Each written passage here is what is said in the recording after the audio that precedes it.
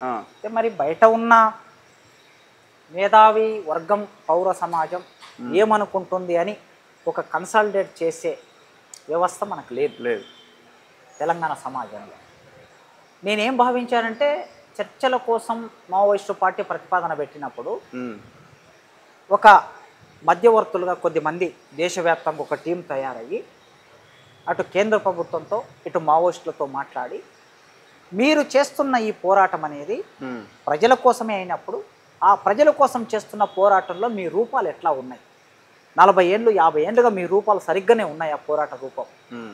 సరిగ్గానే మీరు అనుకున్న లక్ష్యానికి చేరుకున్నారా? ఒకవేళ చేరుకోలేకపోతే ఎదురవుతున్న సమస్యలు ఏమిటి? ఆ సమస్యలు పరిశీలించి ఇప్పటి పరిస్థితుల్లో మీరు ఆలోచించండి అని ఈ మధ్యవర్తులు వాళ్ళతో ఒక డైలాగు నడిపి, అదేవిధంగా ప్రభుత్వంతో ఒక డైలాగు నడిపి, ప్రభుత్వానికి కూడా ఈ బిడ్డలందరూ ఈ దేశంలో పుట్టిన పిల్లలే, వీళ్ళు ఈ దేశంలో తయారైన మనుషులే కనుక ఈ సంపద వాళ్ళ నాలెడ్జ్ అయినా వాళ్ళ ఆచరణ అయినా వాళ్ళ త్యాగమైనా ఈ దేశం కోసం ఉపయోగపడాలి. ఈ దేశం కోసం ఉపయోగపడడం కోసం ప్రభుత్వం మీరు ఆలోచించండి, వాళ్ళని చంపకండి.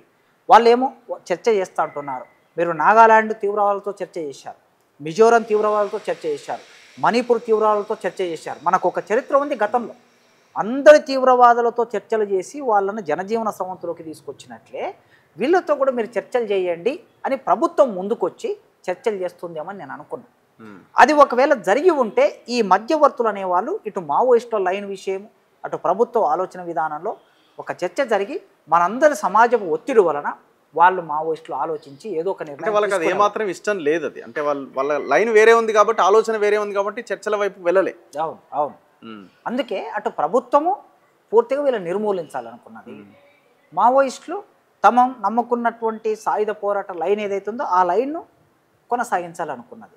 కనుక ఈ మధ్యలో జరగవలసినటువంటి పౌర సమాజపు ఆలోచన ఇటువైపు కానీ అటువైపు కానీ వెళ్ళలేదు. ఆ వెళ్ళని పరిస్థితి ఉండటం మూలంగా వాళ్ళు నిర్ణయించుకోవాల్సిందే. మనం